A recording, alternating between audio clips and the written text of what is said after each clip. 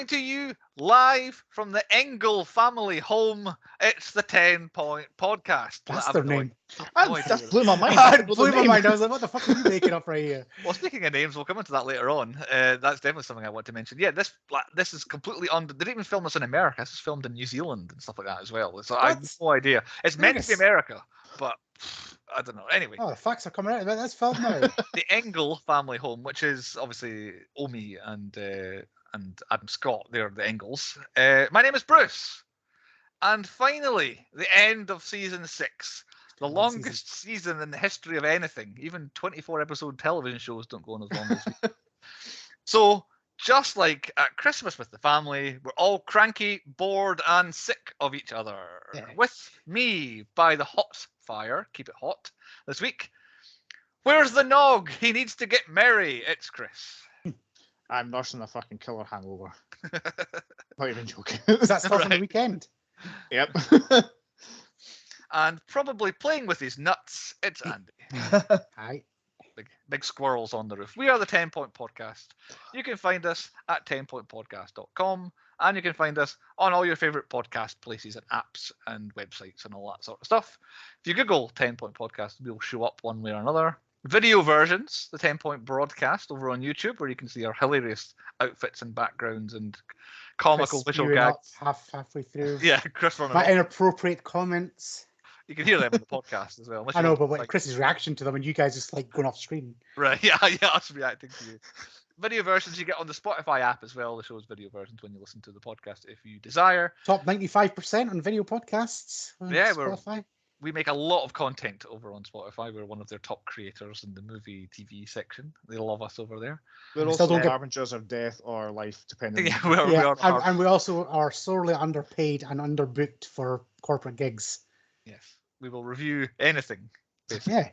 Hit us up at the website. There's an email address and email contact form over there. You can also contact us on Twitter and Facebook. Send us messages over on those. But I won't do Cannes Film Festival or Canadian Film Festivals because they'll speak French and I don't understand it. They don't speak that much French, Andy. So I don't care. I want to go to America.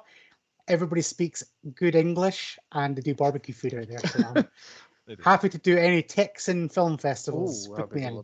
For all of your 2023 reviewing needs, contact us through any of the previously mentioned sources and sites. Normally, I would say, I've got to stop doing this, but normally I would say what we've been doing, but we don't do it anymore. Check out the news this week. Some little bits of news, but actually, the best films... I could re-sum up the news. DC are fucked. Yes, I think it was the news the week before as well. It's pretty much saving our news is DC and James Gunn just fucking us. You've probably just been listening to us do our top 10. So if you haven't, it's the previous podcast. It's probably coming out not far away time-wise, so you can go listen to it. Top 10 movies of 2022. It's the third time we've done it. We're getting into the habit now. So check that out. But I will crack on with the 10 points of agenda that we do on the weekly podcast with point number 1. Point number 1, what's the point? The point this week, the 2015 horror comedy fantasy drama Krampus. Brought to us by Universal Pictures and Legendary Pictures. We've both used them before. Legendary Pictures did Batman Begins and Interstellar. 2 films I've kind of forgotten we've done. But Universal Pictures we've done 100 times before. So I picked out some important ones. See if you can tell maybe what the theme is with these ones here. Universal Pictures, Jaws, Howard the Duck, Tremors, Jurassic Park, The Mummy, and The Dead Don't Die. Cunts. While true, I went for other creature features that Universal Pictures have done. I did that. That's my theme. So yes, creature feature. Specialists in the creature feature, which is probably why Andy picked them. Krampus, written by Todd Casey and Zach Shields. Todd Casey, famous for writing Avengers Assemble. No, the animated television series, the film Krampus, which we're doing, Star versus the Forces of Evil, another animated television series, and Centaur World, another animated television series. I reckon he did the animated parts of this film. Quite possibly he did the Little Krampus story, yes. Because literally everything else was an animated show. He's done animated Batman, animated Green Lanterns, all these sort of things he's written before. So he's a writer of those, but he's done Krampus too.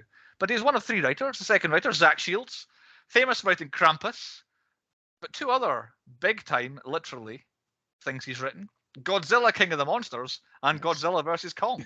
Nice. So he is now in the Godzilla realm of writing things as Zach Shields, probably because co-writing on those, this film's writer and director, Michael Dougherty.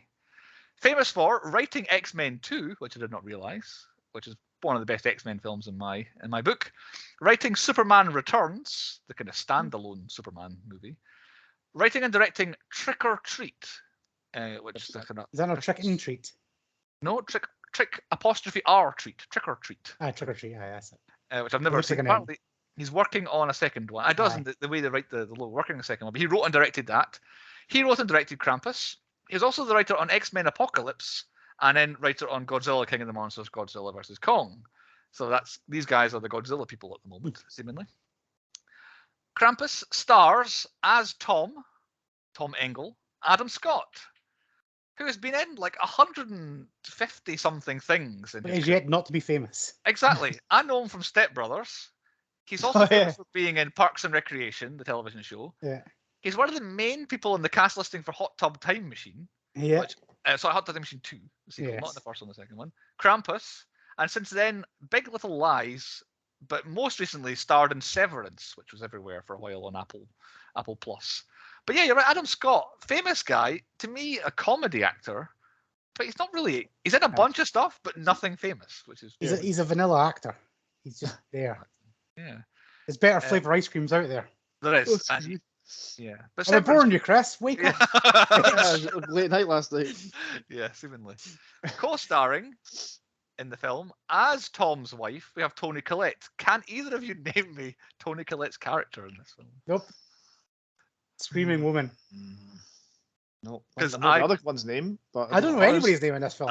Yeah, I got to this point and I'd written down Tom, but had not got Sarah written down as Toni Collette's character. I'm not sure she's even referred to that in the film. Like, it's the kids call her mum, obviously. So yeah, Toni Collette, major worldwide breakout in Muriel's Wedding, was then the mum in The Sixth Sense, was in About a Boy, In Her Shoes, Little Miss Sunshine, and then she was in Fright Night, which I quite liked. That was all before being in Krampus. Since then, Hereditary, it might now be her most famous role, being in Hereditary, Knives Out, I'm Thinking of Ending Things, Nightmare Alley, and most recently in The Staircase TV drama, not the documentary, but the drama about what happened in the TV show The Staircase. But Toni Collette, she's a famous sort of another famous actress who's in lots of things, but has never had that one superstar. She's in everything but nothing. Exactly. I just remember from Muriel's Wedding because my mum and her friends used to watch that shit all the fucking time at my house. There you go. Yeah. Fucking hell. And for me, it's just his mum in The Sixth Sense, really. But yeah. And there are two main stars, the only two people who came up before the title card of the film, so we'll just stick with them. Krampus, made on a budget of $15 million, opened in the US its first weekend, it made $16 million. Final US gross, $43 million. Final worldwide, $61.5 million. So it quadrupled its budget with its cinema takings. Not too bad for a Christmas horror film. Released 4th of December 2015 worldwide. Both US and UK had it on the same day. Obviously, get out in Christmas time because it's a Christmas movie. That meant it was eligible for the 2016 awards season. Oh, yes. I want to see a Christmas film winning at the Oscars. Here we go. So the so-called major awards of 2016 offered it 0 nominations at any of them whatsoever. So unfortunately, Andy, Krampus. Did anything like, I was going to say That Wonderful Life or whatever. I was going to say, has a Christmas movie ever won the Oscars? I wonder if It's a Wonderful Life did. I'm not sure. That's a good question. Like, I think the best ones are kind of family comedies, which they generally don't like. Right, well, next year, 2023, I'll see if a Christmas thing did win at the Oscars. Violent Night, surely. That'll be it should be. Yeah. Time yet. Say you're picking A Wonderful Life. Amending the podcast now. Never seen it, to be honest. So I don't know. Oh God, you've opened I've heard about worms. it. I only know that Phoebe watching it and Friends is my best kind of knowledge of it. However, as always, the trusty 2016 Saturn Awards did give Krampus a nomination. Oh yes, here we go. Krampus nominated for Best Horror Film at the Saturn Awards. It lost to Crimson Peak, which I thought I got confused with the submarine one. So Crimson Peak, Guillermo del Toro, with Jessica Chastain and Tom Hiddleston in it, which I know nothing about. I'm not aware. It's like a weird art safe in a house. It's pretty fucked up. Like, it looks visually stunning, so I'll give them that. There you go. think that was the best horror film. But that's it. It won some other minor awards here and there, did Krampus, but nothing important. Synopsis by Anonymous. I think any normal contributors, I couldn't find anything fun or funny and anyone's name on it. So I've got this. This is the best I can do, I'm afraid. When his dysfunctional family clashes over the holidays, spelled wrong, young Max gets disillusioned and turns his back on Christmas. Meanwhile, this lack of festive spirit unleashes the wrath of Krampus, a demonic force of ancient evil intent on punishing non-believers. All hell breaks loose as beloved holiday icons take on monstrous life of their own, laying siege to the fractured family's home and enforcing them to fight for one another if they hope to survive. That's what Krampus is about. Who picked? It was Andy. Andy, why did you pick Krampus? Although we all know why you picked Krampus. Well, it was the wheel. I was bulking out the wheel. Originally, when I went to, I was like, I made a holiday film with a creature. Krampus. That was the original. I was like, creature feature, it fits into the theme. And then when I got a bonus pick, well, because I was going to do Gremlins originally, I was like, all right, Krampus can fit in there. And I was like, wait there, Ewoks, they're creatures. And I was like, ooh, Star Wars Holiday Special, that's got a lot of creatures in it. And then I was like, I want to watch Jumanji again, so I put that in it. Randomly, Jumanji. And but I was like, that's not really Christmassy, but I landed on a Krampus, so it's a creature feature. And as we know, I do like an alternative holiday film. You do. I.e. Gremlins and Santa Sleigh, Violent Night. Krampus fits right into that. I had never seen Krampus before. Chris, had you seen it before? No, never. Brand new eyes. Which channel would we normally find it on? This is E4, isn't it? Yeah. I thought E4 as well. Yeah. And rather than Film 4, I thought E4. I could definitely see this happening. And which version did we watch? I watched on Netflix. So I watched the original version. There is the Naughty Cut. Oh, what? I missed out the Naughty Cut. Has additional scenes, but I did Any not get titties? any. I don't know. Krampus But gets it on very home. with what the cast looks like, I very much doubt there were any. So yeah, there's an extended version called the Naughty Cut. But yeah, Netflix had this, so that's where I saw it. On to point 2 on the podcast, and the high points, the best bits and things about Krampus. Andy, why don't you kick us off? I can't remember because I'm hammered, but I feel like I wanted to see the start, but I can't remember why I wanted to see the start. There's 2 things about the start I liked, Andy, so I can help you out. One, Right. I love it when they customize a very familiar That was studio logo to fit a film. Yeah, it was the Black Friday thing. I Because didn't. like I've obviously never had the full experience of an American Black Friday, but I've talked to people and apparently America is like that. But I've experienced just general bell-end shopping recently. Yep. And I was just like, I do feel when I walk in, you like walk even just for your shopping, it's just like everything slows down. It's like, well, you're a cunt. Why the fuck are you out? Why the fuck's your kid out? Fuck off. It's like I can relate to it. Maybe not the Black Friday style, but everything going in slow motion and just the holidays suck balls. I got most of my Christmas shopping done in November this year, so I was very happy. Right. I think I've had one Christmas shopping day in December. Everything else was done. Like it was like pandemic. Like when it's like, all right, I need toilet roll, but it's like it's fucking December. I can't go to the shops. It's fucked. So it just gives me that vibe of like the holiday season. It sets me in the right place of the holidays suck balls. So to me, I've got Black Friday question mark written down here because I feel like it is definitely Black Friday, isn't it? It seems like it's Black Friday, but it's all very Christmassy and it goes straight into the film. Yeah, like, it does go. It's too Christmassy, isn't it? So it is Christmas shopping, but it feels very much like it's Black Friday. Is there other, I don't know, holiday things? No, I thought maybe it's just maybe America is just like that all the time. Kind of like when you go to like a supermarket, it's just like there's like a millimeter of snow and everybody's running there to get every fucking egg, milk, and bread. Need to get past that. Need to get toilet paper. Yeah. So maybe it's just snowing outside. It's like Santa's at the grotto. Maybe it's just like a millimeter of snow and everybody's just fucking panicking. It's like shit. Maybe it was like the last Saturday before Christmas. Yeah. But yeah, I like it. I've got the 2 most highest points of the film. One, unfortunately, was the first scene in the film, which was this. So it rarely got higher than this. But I enjoyed just people fighting. And the whole thing's in slow motion, so the fighting in slow motion. The guy taking that header off of the ladder was amazing as well. Just cutting to people getting tased in slow motion on the ground as well was amazing. And then just everyone not having a good time, like the kids crying on Santa's lap, and then just a fight breaking out in the nativity with everyone like running to stop I've it. seen as Adam Scott and Tully just slowly run to grab their kid who's getting shit and then out of them. Beth standing filming the whole thing with a massive grin on her face. So yeah, me too. I very much enjoyed that bit. Any other high points, Chris? How about you? Mine isn't until it all kind of kicks off again with thinking like it's Beth, which is walking in the snow herself, and then it goes all dark, and then you're like, oh shit, here we go. But you don't actually get to see the Krampus, and then it's just a little Jack in the Box underneath the car. Why are they so fucking creepy? They always are. Well, it's like it's like the waiting for it to go and jump out at you. Like I What was in watching that this, though? I remember watching this at the cinema, not thinking it was scary at all, and it's just like Chris is right when that Jack in the Box comes, it's like, what the fuck's gonna happen? Don't pop out. Something slowly comes out of it. I don't know what it was. It seemed very Mogwai. It was making the noises and moving like Gizmo the way it was coming out. But I'm assuming it's what's behind you. Is it not the giant? I think it grew. 8 of them, I must have done.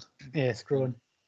So I've got a high point just before that, which is the kind of family as they're all coming, which is every holiday film has that, where they all come in. But I just once again, I just kind of related to it. It's like every family member, especially like your cousins, your distant cousins, they're all like that. They're just people you don't want to socialize with Christmas. So this film, like for me, did a very good job of building up. Just like, I hate Christmas. I hate you. Like I almost felt like I was the kid, like little Max. Yeah. It's just like it did a good job of that. It was just getting. It amplified the lack of Christmas cheer I've got right now. Yeah, it's just like, oh, I just don't care. It's like people just become mental at Christmas. It always annoys me. It doesn't happen so much in life, I don't think, but films, they love having somebody going over to someone's house and then just moaning about how they do things there the whole time, and it's just like no, that does happen. Like I got a friend who was like putting on a big spread recently for like a birthday party, and I was like, why don't you just like spend money and cook it yourself? And that's like because they were basically spent a fortune, but they got a caterer in. It's like, oh, I have to impress. It's like, don't invite them round if you need to do that. It's like, oh no, I've got a catering company. We'll do this and I'll do that. It's like, but why? So I kind of like from the side, I can see like people like they want to impress, but this is like family. It's like they've not seen in ages, or like the stepmom and all that. It's like they generally seem to want to impress. So I can imagine America where they're all nuts about that shit. That just happens. Yeah. And then they just go, oh, this is shit. This is dry. But I did love the fat kid just eating his like whole like burgers. Drinking the 2-liter mountain bottle as well. And that massive burp's like, that's my boy. And I'm going to look at my kids if he starts letting rip like that. So like Chris mentioned it all kicking off. My next high point isn't until it not until it actually does fully all kick off. So if you've got any more prior to Krampus kicking in. Mine is just the Krampus story, the old woman telling the story of Krampus. That's my high point. Mine comes before that then. So I've got I'll tie it into. I liked going into the boyfriend's house and the whole place is abandoned, and pretty much the only thing that's like unusual other than it being abandoned is a gingerbread man stabbed into the bed, which plays into my high point, which is just the gingerbread man on the chain coming down the chimney, just be like, oh, hee hee, like kind of giggling and chasing away. And then it kind of reminds me of the Gremlins. I had a little hint of the Gremlins. Yeah, the whole film's very Gremlinsy. I feel like they were going for Gremlins. Like there's a hole in the market where we can make a new Gremlins here out of this. And I think of all the toys we could sell because basically the villains in our film are toys. Everyone will want to buy them. But yeah, the gingerbread man dangling it and just like to the fat kid, like say creeping over. I just love how the kid just went. Yeah, and you don't expect him to eat it. You think you see something on a hook, you're like, I mean, if I see something come down my chimney, the first thought, I'm going to eat that. Yeah. But and for him doing that is amazing. Like it's not the fun. And then once he goes, you're like, oh, this film's not scared to kill these annoying kids. Okay, I'm interested because for a while I'm like, these people are so annoying, but it's the kids I hate the most. How are they going to kill them off? They don't kill the kids, but they go ahead and do it. It's when this fucker arrives and you just kind of see it like doing something. What is it doing? I just see his feet disappear into his mouth. Finally, somebody's getting killed. Far more horrifying than I thought it was going to be. I was just like, oh, what's this Jack in the Box thing? For it to be that like half puppet, half slug, gigantic. They don't shy away from showing you how horrifying it is. What was it like? Even like the angel, like it was a bit weird, just like but it still looked creepy as fuck. And then suddenly it's just like bear. It's like what? Then it's just a fucking evil bear. It's like what? Because when she shouts bear, I was expecting like a big bear. But it's just like, no, it's a little stuffed bear. But yeah, as Andy mentioned, the animated tale of the Krampus was really It's kind of where this film hooked me in. It's just like, and it's kind of why I think I always just remember the Krampus. Is I've never heard of the Krampus before this film. I was like, I do not know this. I did not know the folklore. But then ever since I've seen this film, I was like, I've even watched documentaries on the Krampus now, and it's just like, holy shit, this just makes perfect sense in my head now as the Krampus. But yeah, this is my other highest point, was the anime thing. It felt very similar to Santa's Sleigh in that Yes. aspect of it. It was Actually, the it's best gotta thing. be anime. Yeah. The best thing is Santa's Sleigh was the animated story.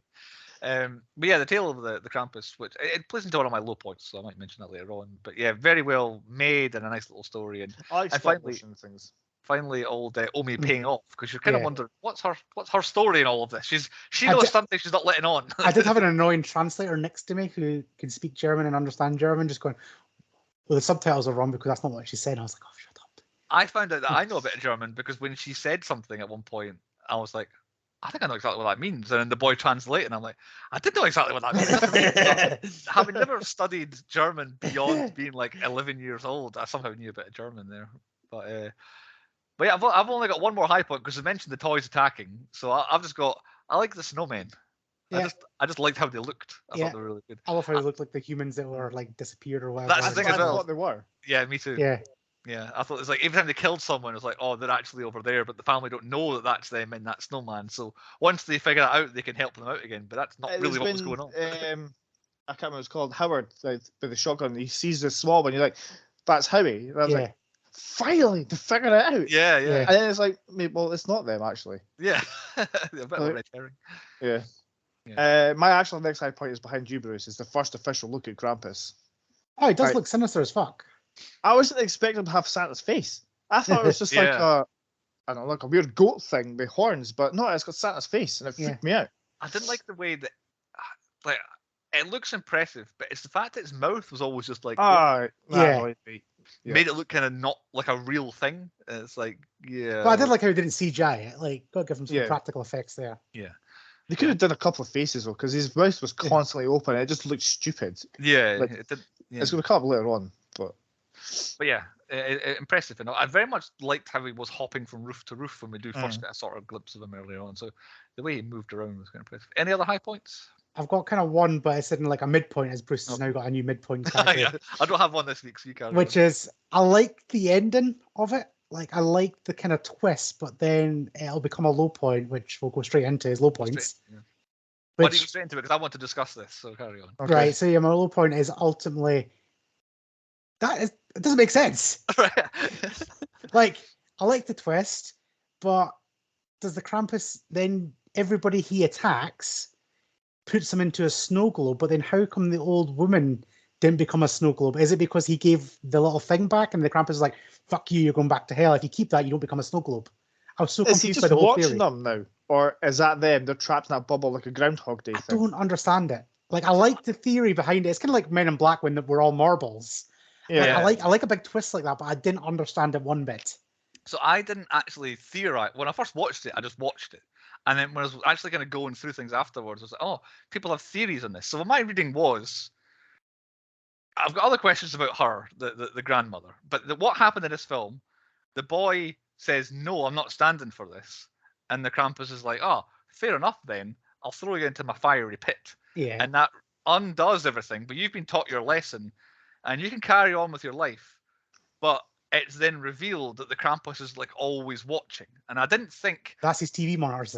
Yeah, because it's not a case of... So one aspect someone threw out, one idea was that the Max and his family just relive Christmas Day every day in their soul. Yeah, and it's like that's kind of what I thought, yeah. They're aware of what happened, but they don't know, but they're having this sort of blissful sort of... And then there's the Krampus says, ha, I've won. But my reading just was, that's just how the Krampus watches to see if everybody's naughty or nice. Because Max had saved the day by doing whatever he's got. But it really does play into one of the major faults I have with the whole story of the film. Go on. See, when like Max opens the thing and he sees the green thing, are they all just thinking, oh, that's a bit sinister, or are they just remembering what the hell happened the night before? That plays into mine as well, but because he's got the wee thing, that makes me think, real life is carrying on, but the Krampus is just warning. It's like, that did happen. Because if he was just keeping him in a snow globe, why would he leave the clue that they're in a snow globe? He just be like, oh, just carry on living your little dream Christmas there. So that's another reason why I think it did happen, but the Krampus has given the warning. Right. But I'm not saying I'm right. I think it is. I think you're there. I think it's supposed to be like that for you to theorize on it. Okay.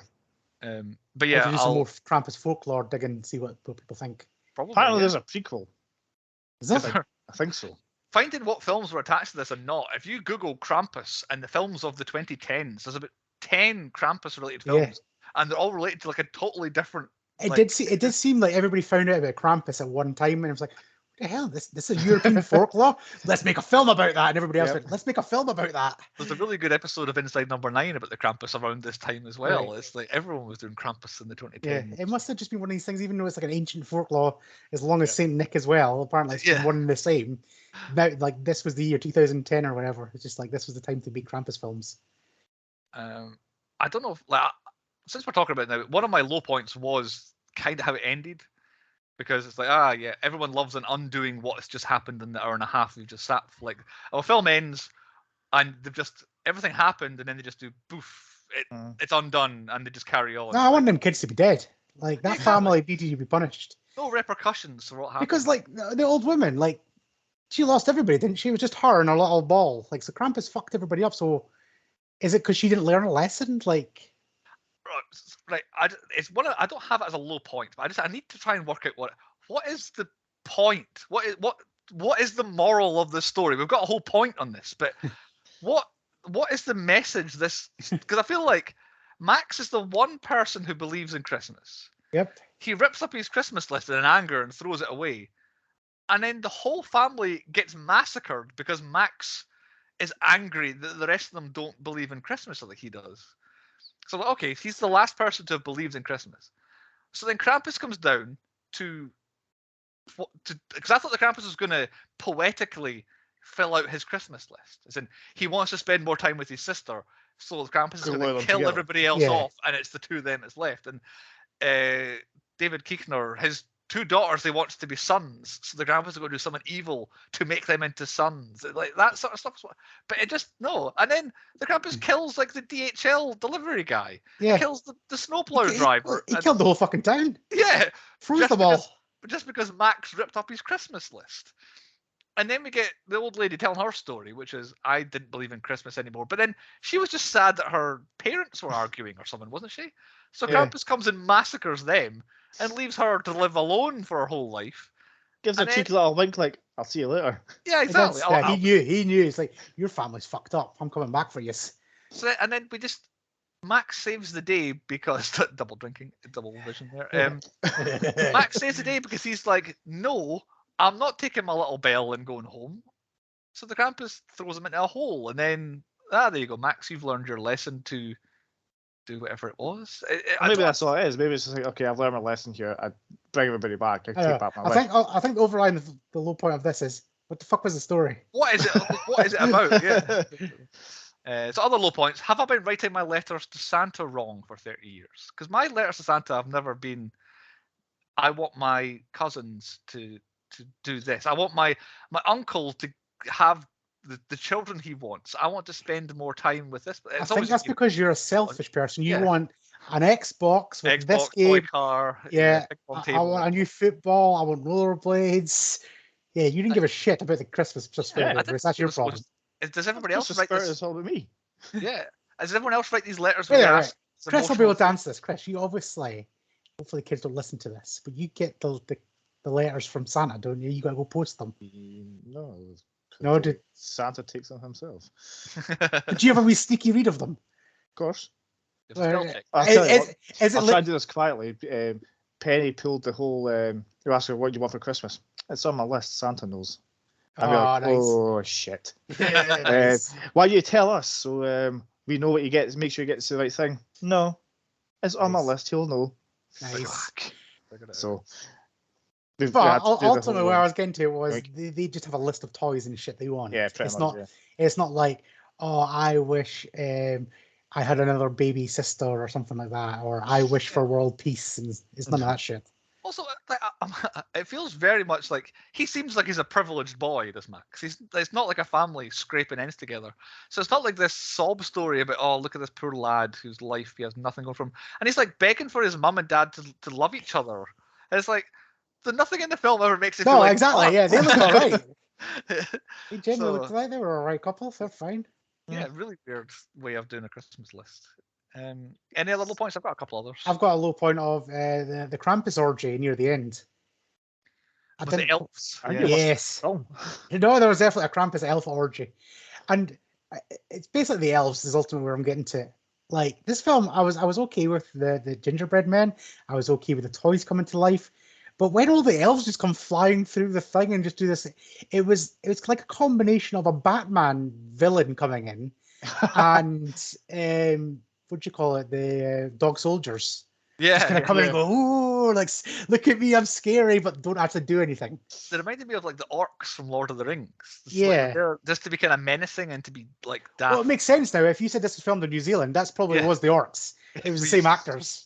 Yeah, but yeah, I don't like the film didn't need them. Like No. Krampus just could have taken the kids away himself, basically. Could he not have done? That's actually another low point. It kind of fits in perfectly. Is I wanted the Krampus to go and like be like a proper badass, like rip limbs off and whack people over the head with. I wanted like he looks like a sinister motherfucker. That is my ultimate low point. Yeah, I wanted the Krampus to do some damage, not a gingerbread man. No, like you don't see anybody die apart from that cow.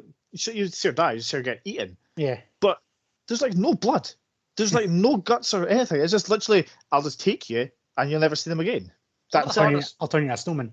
One of the hardest films I've had to do for a death count for the stats was this film, because everyone was disappearing. I'm like, I don't know if they're dead or not. I don't know if they're actually dead. Is this actually happening? Is that the end of them? Are they being captured? And then it comes to the end, and I'm like, so nobody's actually dead. But then, we'll come into it later on. But the death was difficult.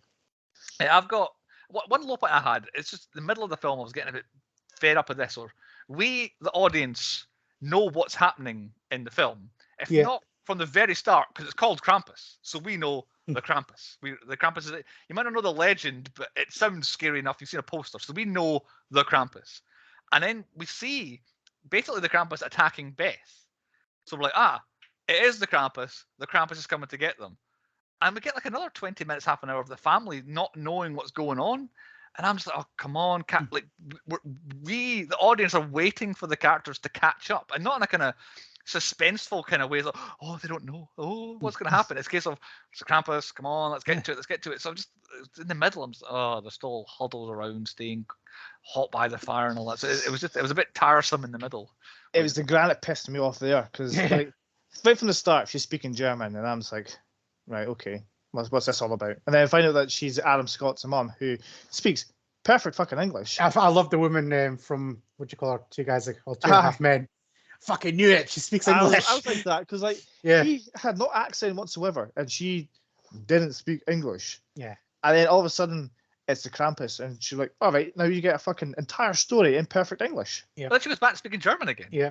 She goes stop being aloof, you bell end. Yeah.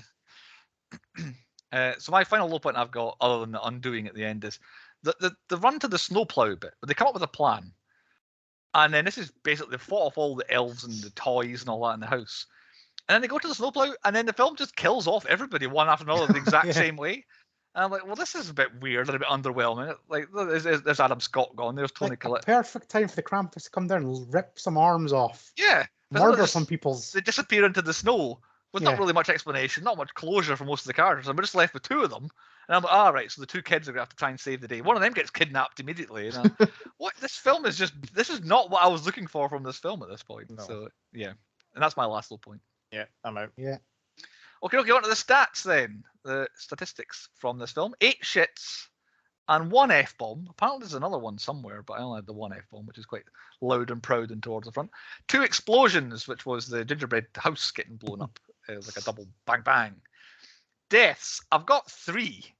Because the delivery guy, the boyfriend, he's definitely and dead. maybe his family, and the snowplow guy looks like he's probably dead as well.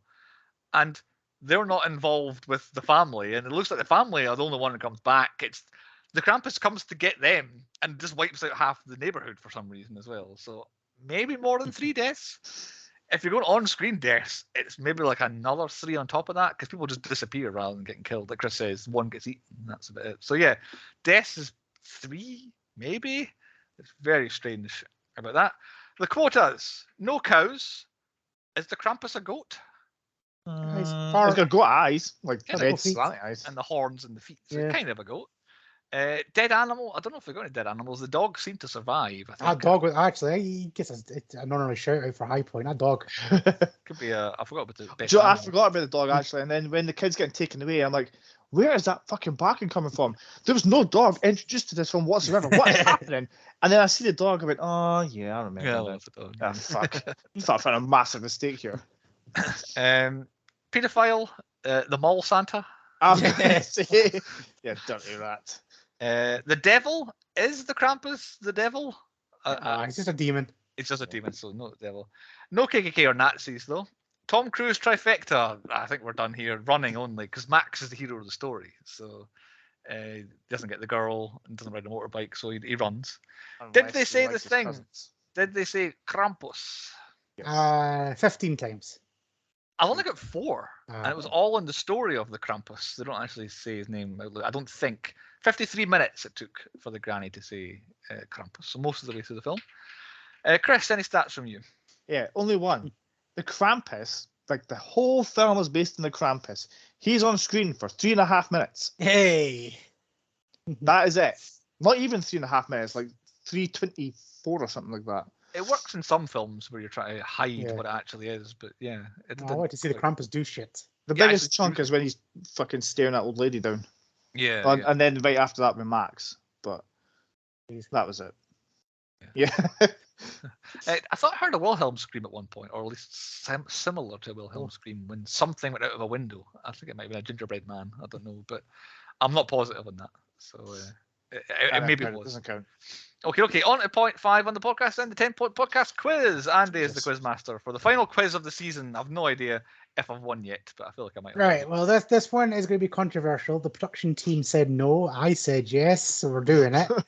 And also, because I'm going to be nicer in the next season, this is the last time for me to be a bit of a twat. Right. Okay. So this one is called Naughty or Nice. Okay. It's a simple concept, and Chris went first last time, so it means Bruce goes first. All you have to say is whether they're naughty or nice. Okay. Right, we'll start off nice and easy. I feel like this is definitely going to be debatable, but carry on. Vladimir Putin. I'll have to say naughty, I think. Yeah, he's more than naughty, but he's on the naughty list. He's a complete and utter cunt. Right. That's where he is. I'm better keeping score here, yeah. Yeah, I would, because I'm just going to be rattling on some of these names. So he's definitely ultimate cunt. Chris, Elon Musk. Oh fuck! I would say nice. He is actually nice. Really? He hits the nice list because he single-handedly bought Twitter and destroyed it, and Twitter is the devil's butthole. So that's one for how we go with him. So no, Elon Musk is thingy. Boris Johnson, Bruce. Oh, he's naughty. He's definitely naughty. He's a naughty boy. He's had some hanky panky, and he basically destroyed Britain. Chris, one of our top listeners, Sean. Is he naughty or nice? I would say he's nice. He is not. He is naughty. He's been a very naughty boy. He definitely had a kid this year, so he's definitely been up to some naughty stuff. See. Oh, she's not like that, man. He does other stuff apart from have sexy time and have kids. Yeah, yep, naughty, very naughty.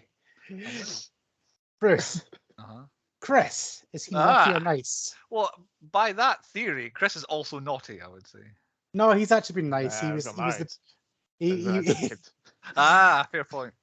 I take that. No, he's on the nice list. He was my best man at the wedding. He did a pretty good job. So yeah, he is nice. You're saying that Sean did do a good job at the wedding? Is that what you're saying? Well, he was just a groomsman, but he's definitely been a naughty boy. He hit a kid for muscles. So where am I going? Bruce? No, Chris. No, Chris, Bruce, naughty or nice? I'm gonna say naughty. You going to elaborate on why you think he's naughty? No. You sure? I'm sure he's had some sexy time. It's not all about the sexy time. That's what seems to be your naughty or nice No, gauge right now. Bruce is actually on the nice list because he puts all this effort into the podcast. He tends to be the soberest one out of the lot of us, so he holds it together. Thank you very much, Andy. So right, where am I going now? Bruce. Me now. Joe Biden. No, you're nice. The thing with Joe Biden is, and I don't want to get too political, is you hear nothing, personally, I hear nothing of Joe Biden. When Donald Trump was president, I heard nothing with Donald Trump hourly about what he was doing. Joe Biden, I have no idea what he's doing over there. So I'm going to say no news is good news and he's nice. He is nice. Hey. Purely for the fact is, he's just an old man. He's probably going to die soon. So look after him on the way out. Yeah. Chris. Santa Claus. Nice. He's naughty. He's naughty. He's naughty. How can the man who just does the naughty and nice list be naughty? Because he doesn't bring presents to everybody. It's always a common misconception that Santa brings gifts to all the kids. But he doesn't. He's very selective. And I just feel like, why is he selective? Why is he like, you either do it all for everybody or you don't do it at all. Like, that's just where my rule is. Maybe it's a Jekyll and Hyde thing. Maybe Santa is Krampus. Could be. Boom, mic drop. The whole thing, of course, is that like Santa will only bring you presents if you give him milk and cookies on a cart for Rudolph. So it's not. He portrays that he's doing it out of the goodness of his heart and all that sort of stuff. It's more than Rudolph as well. You have to lay out like 6 carts. Because imagine if Santa just started striking, demanding like 2 glasses of milk and 4 mince pies every Christmas. Would they gub then? Where am I? Bruce. I think it's me. Lionel Messi. I think he's nice. You think he's nice? I think he's nice. You're right, but it's a very close right because he's a football player and most of them are naughty. Most of them but I feel like if you became the peak of your sport, you're pretty good. Yeah, and he has pretty much squeaky clean by all accounts as well. You know, some of them are a bit debatable. So exactly. Yes, I agree. Chris. Nicola Sturgeon. Naughty. Do you want to elaborate? No. Nah. I'm not You're right. a fan of hers. Yeah, she's just a cunt. She wants Scottish independence, and she'll just ruin the country even more. So you can see why the production team didn't want me to do this. it's an Andy's political, I don't know, TED talk here. Bruce. Tom Cruise. Nice. We love Tom Cruise over here. We love Tom Cruise, however, he is naughty. What? Oh, that was guaranteed a point there. Too much sexy time. Well, no, it's not. Chris is just fixated on the sexy time now. No, it's because he's been filming Mission Impossible for way too long and I want to watch it. So that's on the naughty list right there. Naughty list this year, yeah. Who did I start with? Bruce. Start with me, but it's Chris's goal. All right, correct. Bruce. You ready for this one? Me? It's Chris. Yes. So Chris. What's the scores, by the way? Do I need to go another round, or can you? You could do go another round, especially if Chris gets this right. I think. Okay. Right. Cool. Chris. Jennifer Lawrence. I'm gonna say nice. I don't know if she's. She is naughty. She's naughty. She is naughty because she said that she was the first female action hero. Did she? Yes. I've never seen that actually. Last week she came out in an interview and said that she was the first female action hero because she was in the Hunger Games and she made female action heroes a thing. Really? Despite the fact there's all those ladies. Forgetting the fact about Sigourney Weaver and Alien and pretty much everybody else before. Angelina Jolie and Tomb Raider. Yeah, Angelina Jolie and Tomb Raider. My mind jumped to that, yeah. But yeah, Sigourney Weaver in Aliens, even if you just go to the first Aliens, second Aliens. Yeah, she is the star in it. Yeah. And so that's why she's naughty. I'll accept that. So do we need one more round? I think I pretty much won now, obviously. I've got a 2-point lead. We'll end it there. Chris can't win. 4-2 ended up. If Chris had got that right, he would have been within a shout. Yeah, the naughty or nice. I think that means I've won the quizzes this season, but we'll find out on the pointies when I do the final score. So I just handed them more than half of them to you. The 10-point podcast screw job will be this season. It's not a 10-point. It was a fair. They're all the only one that was written by me was the last one there. Because I needed to get some stuff off my chest of people I hate and like. Because the writers of the podcast opted out of doing that one, did they? Yeah, and next season, the Christmas spirit, the Krampus has got into me. I'm going to be nice. Right. Good Krampus is going to you. Yep. Not in a sexual, naughty way, Chris. Okay, got it. Yeah. Point 6 on the 10 Point Podcast: movies within movies. I feel like this always gets revamped every season because we're not actually sure what it means. So this could be the last time in this format. Shaking up the format for season 7. We always shake up the format, and movies within movies changes every year. So Chris, why don't you take us through the 10 Point Podcast universe? What crossover ties we had in this film? Well, David Keechner. I think that's how you say it. It was Howard. He was in Waiting as Dan and Semi-Pro as the Commissioner. I feel like that's a cheeky wee Hall of Fame shout there. It's getting in quite a lot. Yeah. Who the fuck's Luge? Is that supposed to be Luke Hawker or Luke Hawker? Hawker. Luke. Yes. Yeah, Luke Hawker. He was the Krampus. He was in Avatar as ambient room tech. I don't know what that means, but it was, yes. Seth Green apparently was Lumpy, whoever that was. I've no idea. Is that one of the gingerbread men? That's what I thought, because there's a lot of people who did voices. And it's also like rhyming names as well. It's Lumpy, Dumpy, and Clumpy. Makes me think that it would be maybe the three it must be the gingerbread men. Okay. He was in, obviously, Idle Hands as Mick. And MJ Anthony. I could not believe Max. this. Yeah. A film that has not been done since season 1. Season 1. He was Percy from Chef. Yeah, he was the kid in Chef. I recognised him and I was like, where have I seen you before? I couldn't think of it until I went through the list, and I was like, do you know what? Let's go. Let me finish before you jumped in my throat here. I like IMDb things of kids because they haven't done a lot of acting, so the list is small. Yeah. That could have came out a lot worse. Chris loves kids. A lot of the people in this film have only done this film as well. Yeah. I know some of them, obviously, Conchata Ferrell that plays the aunt that's in 2.5 Men and other stuff. But yeah, a lot of them are only in this, which made it quite easy. But that's all I found as well, Chris. I went through absolutely everybody, and that was all I could find. It's a nice short cast for a change. I thought we might get like one of the elf orcs was in something else. But have you recast this into the film, Chris? I have. I am 100% Howard. Like, oh, I'll take the first watch. I can stay for ages. 10 minutes later, I'm out for the count. Yeah, I would not trust you to be first watching anything. Bruce, I put you as Tom, like the cam head when it's all gone to shit. And sorry, Andy, no surprises. I've put you as the Krampus. Like, I can see you taking great pleasure in fucking up a lot of people's Christmas. I would totally do that. Yeah. I went a different route with my recasting. I thought, let's once again recast us as the kind of minions in the film. So I'll be the Bruce in a box. Hey. Andy can be the Andy Bear. And then just some gingerbread Chrissies, I thought would be the best way to do it. That would terrify. Imagine 3 little Chrissies running towards you with knives. So I thought I went that one. I've got 3 of those fuckers in the house running towards me with knives. Andy, have you done any recasting for the film? Basically, anybody other than Adam Scott. Like, you could just put like any other actor would have made this film 1,000 times better, because I don't like Adam Scott and he can't hold a film. I still can't, like, my memory keeps thinking Jason Bateman was the dad in this film. Yeah. Like, it seems to be. But also he's another vanilla actor as well. Just somebody with just a bit of charisma, just something, just like. All right, like The Rock is not the problem. The problem is, if The Rock was in this, I want to see The Rock go 1-on-1 with the Krampus. Exactly. People's elbow that motherfucker.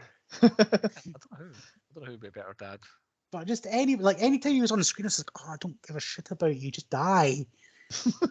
Like, even if they just made Howie like the main guy, like I would have actually been for that, like him. But just anytime Adam Scott's like, oh, you're so boring. Get off the telly. Okay. So I've done some Christmas movie references that were in this one, because there's quite a few. Basically, they show A Christmas Carol, the old school black and white one on the television, and they mentioned the Charlie Brown Christmas special thing, because we were sit and watch it. This is very much Gremlins, like I mentioned earlier on, that it even looks like it's a Gremlin, but the whole thing's based kind of wanting to be new Gremlins. Die Hard, because they shouted Yippee-ki-yay at one point, on a Christmas movie. And then one other reference, this was not me, this was internet, Blade 2, so I had to write this down. What? Because the Jack-in-the-Box monster has a jaw that parts into half like the Reapers do in Blade 2. Okay, I'll put that down on the list. Wait, that raises question. Did a vampire fuck a Jack-in-the-Box then? Maybe that's where it came from. Could this movie have come out in 1995? Absolutely, it could. Yeah. There's nothing that dates this It's at a all. timeless movie. I don't know who 1995 actor-wise would be in it, but like Andy says, someone Nick with a bit Cage. more. Nick Cage. Oh, Nicolas Cage. Oh, yes. There we go. I'll leave it I'd there. watch that. Okay, Dead Man Walking. I thought Howie Jr. I was like, hopefully he dies. Like, they won't, will they? But yeah, kind of did that paid off. Who's in the Wrong Movie was a very tough one because I feel like the older daughter is a different movie. Like if it had been her, it would have been more of a horror movie. But then they kill her off as if like you feel like she's gonna be quite important, and they kill her off early on. So I'm not sure if anybody else is in the Wrong Movie though. I feel like the elves Colette. are in the wrong movie. Yeah, there you go. The elves, they're definitely in the Wrong Movie. Yeah. Yeah, they like. I feel like if the Krampus was like real, which he might be, just in case he comes down my chimney. Yeah. I feel like if they were my minions, I'm killing them straight away. Yeah. It's like you are fucking annoying. Fuck off. And what happens next? I got so tied up in trying to find if there was a sequel that I got so confused I just gave up on trying to find out if there was a sequel. So what happens next? Probably the same thing to another family would be what happens next. Wipes out another neighborhood. Well, actually, now is probably a good time. Like this is perfect. What happens next? So the Krampus, for some reason, I've only seen this as the second viewing, by the way. I've seen it once at the cinema on unlimited screen, and I was like, I want to watch this again. I definitely built up a bigger picture in my head that the Krampus was like it was a badass. Right. So watching it this time, I was literally going, I can make this film better, right? And now if Hollywood's listening to me, I only want 10% of this idea. This is fucking genius, right? This is genius. David Harbour as Santa Claus versus the Krampus. I was going to say Santa versus Krampus showdown. Oh my, that's a film waiting to happen right there. Like, I don't know if any of the other Krampus versions have it, but I want to see David Harbour Santa Claus versus this Krampus. 1-on-1, just like Alien versus Predator style, decimate a town. Like, Great. That's what happens next. Krampus versus Santa. Sounds good. I would, but what you said about Violent Night, I would definitely be interested in that. It would be a 10 out of 10 film right there. Shall we crack on to point 7 then? The tropes that need to die. Chris, this is your point, so why don't you start us off? I don't know if this is changing for next season or not, by the way. I'm not sure. Oh, I might have to do something different. There's so many. I feel like it's going quite well, the tropes. Limited tropes. The one, there was a couple I could have done, but the one I stuck on was the Dallas trope. It was all just a dream. Right, yeah. Like, it's just a cop out. They could have just left it as the family died, or they could have left Max alive. Yeah. I'll tell you what would have been an Academy Award winning ending. Like, everybody that actually died, and then you just see Max having to go to an orphanage. It's like, fucking hell, I did wipe out them all. Like, Single tear. Yeah. Just like, I don't know. Or even the Krampus. Just the Krampus, just like walking him to the orphanage going, here you go, motherfucker. Yeah. Have that. Yeah, the dark timeline. And that's a sequel. Max now comes back to hunt the Krampus down. Boom. Yeah. Krampus Hunter. Krampus Hunter, yeah. Krampus 2, Krampus Hunter. It's just a cop out. It's like the film was like, it's all completely done. Like everything's gone Pete Tong, and then that's it. Back to normal. Just my one was like poof, undone everything that we've had. But my other one was Christmas spirit, blah blah blah. Like I'm sick of these movies being all happened because you didn't have Christmas spirit. It's like, ugh. I've had Christmas spirit. I have not had Christmas spirit over the many years I've lived on this planet. It's the same regardless. Andy, what's your trope? Mine's is aloof old people. Like if she just said, yeah, that was what I had first. If she literally just turned around and went, right, everybody, I might be old, but I'm pretty sure Krampus is going to come and kill us. We need to keep this fireplace going right now. It would have been fine. But don't speak in riddles. Oh, I had dealings when I was a child as the Krampus. Yeah. Here's everything I know and that I have learned over the last 80 years. They all seem to believe her straight away. Whereas, like, if she just stopped speaking in German and just go, fucking Krampus, get this fire going, we'll be fine. Yeah. She brings up her bubble. Look, I've been through this. I know what's happening. Yeah, he's coming. Yeah. Just look out the window. He's looking right at us, jumping, and all these snowmen, they just appeared. And this gingerbread man, look, like no, we know what's happening now. Yeah. So yeah, just people just being vague. Just explain. She's the real villain. When you think yeah. Well, for her, it was going to be speaking your native language for the entire film, and out and over, speaking English, and then going back to native language. Yeah, just any film where people don't speak English. Sorry, we have English language films. Point 8 on the podcast is our nominations for the 10-Point Podcast Awards, which will be the next episode of the podcast next year in the early weeks of the year. Chris, you usually lead us off and we argue with you, so why don't you start? I left Best Actor blank. I don't think there is a Best Actor in this. Nope, there isn't. Worst Maybe the actor. dog. Well, that could Best be animal. Best Animal. I meant to put the dog in as best animal, so yeah, we'll nominate her. I'm gonna say worst actor is the little blonde Howie Jr. who just doesn't say anything and stares blatantly at people. I feel like that's what he was going for, wasn't it? I think he Well, Yeah. there's your Best Actor. There you go. He nailed that. Yeah, he had a good glicket face. Yeah. I put Best Badass as Linda, like up in the attic. She went fucking feral for a bit. Yeah, I suppose she did. Because none of the rest of them are badass, unless you really No. want to say David Keechner or Howard. I was gonna say, yeah, he seemed like he was ready, but then he got eaten very quickly. Yeah. My best villain, I put the weird Jack in the Box thing because he's the only one you actually see eat something. He 'cause successfully Krampus did his nothing. job. And yeah, I agree. Like killed Beth, and then he swallowed another Yeah. woman. Well, since that's the only death, I'm gonna say that's the best death. Best death. Oh, I had Howie Jr. I would say I'm like going up the chimney if he did die. Like, I think he did. Yeah, I think he did. you don't bite a gingerbread man's head off and expect to get away with it. Or would I like to call them gingerbread men? This is my last episode where I need to become PC. Gingerbread person. Individuals. Yeah. A non-binary gingerbread thing. That's a gingerbread man. That's what I'd call it. No, because by the way, anytime if you get a gingerbread man, if I ever make you one, I'm going to put penises on them now. Just so we're aware. His. My worst plan was letting your kid go out in a blizzard alone. That was a pretty bad plan. I suppose. But I don't have kids. But don't you all do it? Like it's snowing outside. Get the fuck out. Go build a snowman. Like that's just what you do. Out there, but in a blizzard, if say the kid was going to the boyfriend, like, I'll walk you over and I'll walk back. Or I suppose, yeah. But I mean, 4 blocks for a reasonably grown-up girl is not far, really. Yeah. But they didn't wait. It was a fucking blizzard. They gave her an hour and then waited till after dark before, like, she's not come back yet. Oh, she's at the boyfriend's house. It was like, you don't know that. Like, that's like that. You said to her to be an hour. It's a 10-minute job. She can get back. Yeah. Where am I? I don't know. I'm going to say best weapon was the shotgun. Who had apparently infinite ammo at one point. It did. I noticed that like when Howie had it, he got 2 shots off and had to put a clip in. But then when Adam Scott had it later on, there was like 8 fucking shots coming off. Now I know Call of Duty's taught me some things, depending on the brand of shotgun, but not the same shotgun has different rounds in it. I'm so confused. The worst twist was the Gran can speak English. Oh, good, yeah. Saw that coming straight away. The biggest jump scare was when they're in the attic, they're just looking for the girls, and then there's a random loud noise. It scared the shit out of me.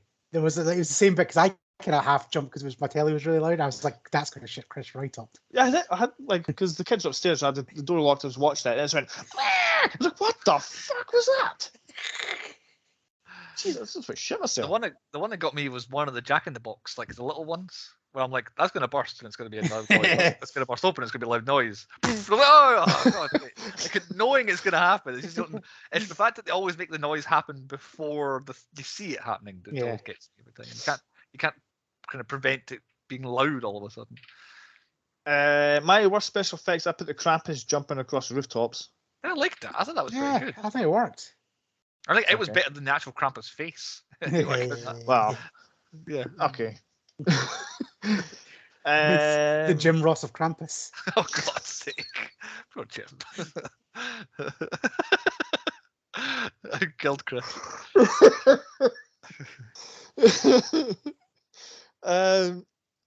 Would you count Seth Green as a cameo? Or I would say so, yeah. We'll have him as... I don't know if it's a cameo. Most unexpected. Danny John-Jules, certainly, I think. Yeah, it's Danny John-Jules.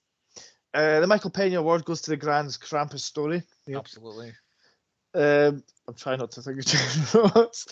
The worst father figure is they're both pretty bad, to be honest, but Tom gets it for letting his kid go over in a blizzard. Yeah. I would say Howie, though. He seems to be a proper bell end of a dad. Yeah, he's got a shotgun with him. He's looking after his kids. He's not raising them right, where No. Tom is raising them. He's raising 2 women as boys, but I know it's fine this day and age, but that's not what he's going for. He wants them to be what he wants them to be, not what they want to be. It's not their choice. Yeah, and then the way he's looking after his son is well, he's definitely on the spectrum. He's an early heart attack. The best song I put it's Begin to Look a Lot Like Christmas by Bing Crosby. I forgot that was another part of the banger start to this film. Yeah. Like Christmas, yeah. I'm gonna say the best costume was a Krampus, apart from the face. Yeah. I'd have to agree. I think it was the face that let it down. It was going to be him, Yeah. but the Krampus is a better costume. I I'm thought. sure that is a costume. There must be a guy in that. Yeah, I'd imagine so. They all look like practical effects, except for the gingerbread men, obviously. They Boy, were- yeah. Most obvious name, MaxiPad. Yeah, that's always the nickname of someone called Max, isn't it? Yeah. It's always that. Most annoying. As if he even knows what it is. Like he knows it's an insult, but there's no way he knows what a maxi pad is. The most annoying kid. I went for Howie Jr. Just out of all the three other kids. I don't know why. He's annoyed me because I think the girls are more annoying because of the stealing of the list Yeah. and the reading of it at the table because it's so personal. Okay. If it'd just been a normal Christmas list, like every other kid in the world, they'd have been fine. It'd been like toy, truck, new bike, and all that. But because it was all this emotional stuff, so I think they were more. Okay, I'll concede that. I think that's me. Not you. So once you missed best fight, I had I guess adults versus toys in the action. Yeah. I've got that. Best food, I've got Omi's kind of kitchen spread she had. It did at look the like a good beginning. spread. Yeah, it's The like spread she had on. Best inanimate object, the snowman, which I was waiting for them to come animate, but Yeah. they stayed inanimate, so the snowman. Because the first one with the amazing kind of top, kind of cat Yeah. hat style top hat was a really good snowman with just a creepy enough face. Yeah. Best special effects, I went for the toys being best special effects. Yeah. I think they were the best, which I've meant to argue with you earlier on. Biggest bell end, I preemptively put this in the first glimpse of it. I put Adam Scott as being biggest bell end because he always plays a great bell end and everything, but he's not that bell endy in this, so we can dismiss that if you want. Most underused though, I did have Adam Scott because I feel like Krampus. the Krampus. Fair enough. Yeah, actually the Krampus. I'll change that to the Krampus. I've already done the costumes. So only one I've got left, I think, is best product placement. But It's easy, isn't it? It's unanimous. well, is it? I don't know. What's yours then, Andy? You're the boss of this Well, one. it started off with Talisker, like the whiskey. You had it round the wrong way though. Yeah, it was round the wrong way, and I was like, DHL. DHL. Yeah, DHL's what I had first, Ah. but then I Bruce was just have. like, I had some. I had iMac or Apple Mac because when she's on the computer Yeah. talking to the boyfriend, the camera is just like zooming in closer and closer to the Apple logo on the back of her laptop until it basically fills the screen and then it cuts Yeah. away. But Mountain Dew maybe. What about you, Chris? first of all, I had DHL. DHL. Because that's Is that like the- DHL? Because they actually say DHL driver. He rocks up in his Yeah. DHL thing. Then there's just a DHL van there in Yeah. the middle of a crime scene. And then he mentions, oh, that must be from the, the brown guy. lot. Yeah. Yeah. Yeah. So yeah, I think DHL has to win. It's a good one. But yeah, Mountain Dew as well, and Apple was the one jumped out at me. On to moral of the story. Is that us for nominations? No Yeah. others. So what is the moral of the story? What lesson are we supposed to learn from this film? Which most of my main complaint was I've no idea what the lesson I'm supposed to learn. Because actually, I've got caps here. What is the actual message? I already got complained. Well, I'll tell you what the message is. It's acceptable to have dessert before your dinner. Is it? What? Yeah, because that's what the old woman says. She gives him the cookie and went, you can always have dessert before your dinner. Ah, fair enough. On a similar note, I've got my moral of the story as Hisa Chocolada Mach alles besser. Hot chocolate makes everything better. Yeah, it does. See, this old granny, she knows everything. She might speak in riddles. Mine is be careful what you wish for. Oh, I feel like that's that is probably the meaning of this film. Spirit of Christmas. Oh, well, it was going to be don't make wishes when you're angry because it always fucking backfires. I want to see that film, like Aladdin when he's pissed. Oh, like drunk. Both. Aladdin An wish angry for, version and when he's actually hammered. Yeah. Like, he just walks in and he's got a fucking magic lamp. But what a drunk guy would look with 3 wishes a drunk guy I would could do. go dark. I could go quite Wonder Womanish Oh. when she wants her boyfriend back, who Oh yeah. she then like molests some guy unknowingly. Yep, that was weird. That was a weird Wonder Woman, that film. Yeah. On to point 10 on the podcast. It's a 10-point rating, the final 10-point rating of the season. We rate the movie out of 10 points. Andy and the wheel selected this, so he gets to go first. So, like I said, this is my second viewing. The first time I actually came out of it going, that was a wasted opportunity. There was so much potential right there. They gave me everything, but then gave me nothing at the same time. And then watching it the second time after watching Violent Night going, Santa versus Krampus, what a fucking film. So yeah, pretty much. I'm going to say it's not horrendous. It's not great. It's going to be bang in the middle. It's a 5. 5 from Andy. I had the impression that Chris might have seen this before, so how do you go next, Chris? You can go last if you like. I'll go next. You're to go now then. It's different. It's not scary, like at all. And like you don't see anybody die; they just get taken. So it's lucky to get a 3. 3, narrowly scraped 3. On a similar note, it's a horror comedy that isn't scary or funny. Like it's meant to be funny, I think, because of all the daft stuff with the cookies and with the David Koechner's family, but it didn't make me laugh at any point. This film is somehow not as bad as I thought it was going to be, but also not as good as I thought it was going to be either. But it doesn't get a 5 because I didn't like it. I did not have a fun time watching it. It did not entertain me. So I'm like Chris. I'm giving it a 3 as well. I think I'm being harsh. You're being harsh. I'm opting for a lower rating. When you watch Violet Night, you just think of that image of Krampus versus Santa. Yeah, that's great. The Krampus is better than that one. I will never watch this film again, but I will forever remember what was that film with the gingerbread men? Like, it wasn't Shrek. No, it's not Shrek. What was it? And I'll forget this film, and I will just never watch it ever again because I'll remember that it was kind of rubbish. So I think that means should have fucking picked the Ewoks. Should have. You're still threatening that. Do you know what? Like, genuinely, remember I said it was something stupidly controversial. So what it was going to be was because the Ewoks on DVD comes as a dual pair. I was going to propose that we have to watch both films. Right. And that's why on the wheel, like, I did separate them, but I was originally just going to put the Ewoks because they got released as a box set. Ah, there you go. But then I thought, no, Chris is going to throw Lord of the Rings at me, and that'll backfire. Yeah, you'll lose a week to the podcast. Lord of the Rings, the Hobbit collection. Especially a 4 out of 10 for Krampus, which I think is a bit kind. Really. No, I think that's fair. Right. There's potential there, and people love potential. It's not The Room, and it's not the Imaginarium. Yeah, none of those had potential. This has something. It had potential. It has something special. That's the rating for next year. Fucked. This film's got potential, but I'm going to give it a 1. No, because if it's got a 1, there's no hope. That should be binned off. Very few films have got a 1 from us. So that's the end of Andy's theme, which is creature features. And I feel like I have to point this out at this point because I feel like if Chris had done this, Andy would be making fun of him for it. But your theme was creature features. Yes. Chris did monsters about 2 seasons ago, didn't he? Was it not something like these are creatures. It's the same thing. It's basically the same theme as what Chris had. No, because mine came from outer space, mostly from outer space. You're lucky this one didn't come from outer space. This was a demon. Yeah. Season 3. Season 3. Okay, so no, it wasn't because I had the brothers Grimsby. Anyway, Chris did at one point monsters. I'm sure he did monsters. Yeah, these themes are going to come up every now and then. You can repeat a theme. Right, I know. Just as long as we never repeat Bobcat Goldthwait. Season 4, that was it. Please.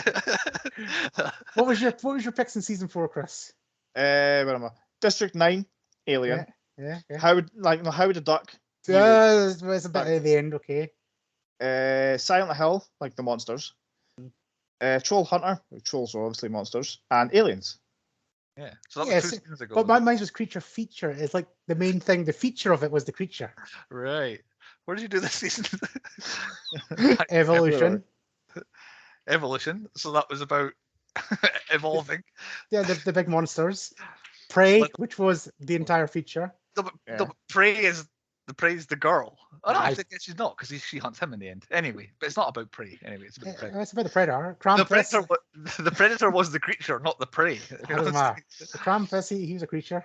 Anyway, your theme worked. Like it was true creature feature. It was not Bobcat Goldthwait because that's the judge, and that's how I judge everything now. Yeah. If it was a good feature. It was. She's never got it, so my plan worked. It worked, absolutely. It worked. You wait till my next season, I'm going to spell out, like, I don't know. F-U-C-K and a U. If you take every third word, every third letter from the next syllable, it spells out this. Of the third character on IMDb. Yeah. But not in that film. That film, it's the title. And anyway, that's the end of season 6. Unless it said end of season 20. End of season 6. Can you imagine when we're season 20, we'll be old and grey. That's going to be carnage. Well, what films are going to watch by then? Yeah, I wonder if we'll. I feel like I still have films I wanted to pick from the beginning, and here we are. Also, like, 4 years later? No, 3 years later. And I haven't picked them yet. Yeah, I've got I'm exactly the collection same. films still to finish. And I must admit, I'm going to big up season 7. Oh, the picks I It's have going for to be you guys. carnage. Like, I've always kind of semi-cared about not picking shit films. My theme is going to be loosely based on films that I really enjoy, which I know that you guys will fucking Right. despise. Oh, at least we can't do Tank Girl again. Oh, they're all in the vein of like films that I absolutely love, like Tank Girl, and I'm going to make you guys watch them. That's what you've got to look forward to.